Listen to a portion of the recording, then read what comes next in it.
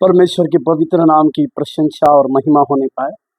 आज का आशीष और अनुग्रह वाला वचन जो दानियल की पत्री उसके 6वें अध्याय के 3 वाक्य, दानियल का पत्री 6वें अध्याय और उसके 3 वाक्य में, जब यह देखा गया कि दानियल में उत्तम आत्मा रहती है, तब उसको उन अध्यक्षों और अधिपतियों से अधिक प्रतिष्ठा मिली, वरन राजा यह भी सोचता था कि उसको सारे राज्य के ऊपर अधिकारी ठहराए। परमेश्वर के नाम की महिमा होने पाए।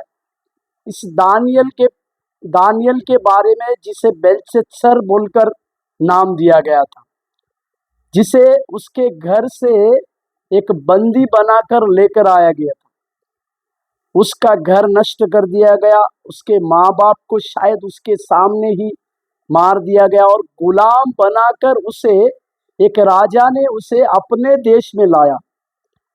परंतु परमेश्वर के लिए वाचा को बांधने वाला या परमेश्वर के साथ किसी भी प्रकार की कमिटमेंट, अपने समझौता के साथ जीवन ना बिताने वाली बातें दानियल के पास थी। कुछ भी हो, परमेश्वर ने जिस कार्य करने के लिए मना किया है उसे मैं नहीं करूंगा, इस प्रकार का ठाम विश्वास दानियल के अंदर पाया गया।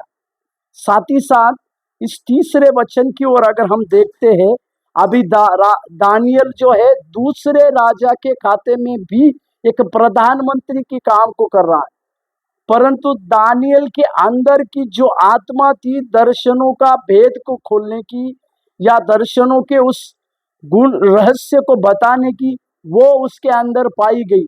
इसी के लिए यहाँ पर लिखा हुआ है, उस दानियल के अंदर और एक बात थी, विशेष बात, उत्तमता की आत्मा। एक उत्तमता की आत्मा के चलते अन्य जाति का राजा के भी मन को वो जीत लिया था। और साथ ही साथ इस उत्तमता की आत्मा ही नहीं, वो इस उत्तमता की आत्मा के रहने के चलते वो अध्यक्षों में, अधिपतियों में सबसे अधिक प्रतिष्ठित ठहराया गया। यहाँ तक, और चौथी बात यहाँ पर लिखा हुआ है, राजा ये सोचता था कि राज्य के ऊपर उसको अधिकारी ठहराया जाए। आज इसी बातों को हमें सोचने की आवश्यकता। बुद्धि देने वाला जरूर परमेश्वर है, परंतु यदि दानियल के समान एक गुलामी के जीवन में जीते समय भी परमेश्वर ने जिस कार्य को मना किया है, उस कार्यों को करने के लिए किसी भी प्रकार से हम ना झुकेंगे, तब इस उत्तम प्रकार की आत्मा हमारे पास आती है। जिस प्रकार से उत्तमता की आत्मा इस दानियल के पास थी, और इस उत्तमता की आत्मा का प्रतीक सारे लोगों को होता था। इसी के लिए जिस किसी के पास, इस दानियल के पास जैसे इस उत्तमता की आत्मा थी, इस उत्तमता की आत्मा के चलते वो सबसे अधिक अध्यक्षों और अधिपतियों से सबसे ज्यादा प्रतिष्ठित हुआ। और यहाँ तक कि राजा उसको राज्य के ऊपर अधिकारी ठहराना चाहता था।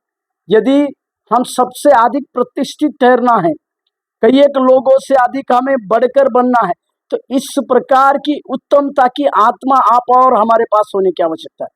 जिस किसी के पास उत्तमता की आत्मा, जिसे परमेश्वर की आत्मा भी कहा गया है, इस परमेश्वर की उत्तमता की आत्मा अगर हमारे पास रहेगी, तो हम धरती के लोगों के साथ रहने के बावजूद भी धरती के लोगों के ऊपर अधिकार करने वाले बनेंगे। इस प्रकार से इस उत्तमता की आत्मा को खोज करने की आवश्यकता है। इस प्रकार से इस उत्तमता की आत्मा के लिए परमेश्वर से निरंतर प्रार्थना करने की आवश्यकता है। और प्रभु जो मांगने वालों को सब कुछ देता है, उसे इस उत्तमता की आत्मा को मांगे और अपने परमेश्वर के नाम को अपने द्वारा किस प्रकार से ऊंचा किया जाए, इसे हम दानियल के द्वारा सीखते हैं। आज इसी को हम हमारे जीवन में अध्ययन कर अपने दिन की शुरुआत करें। प्रभु आपको आशीष दे। धन्यवाद।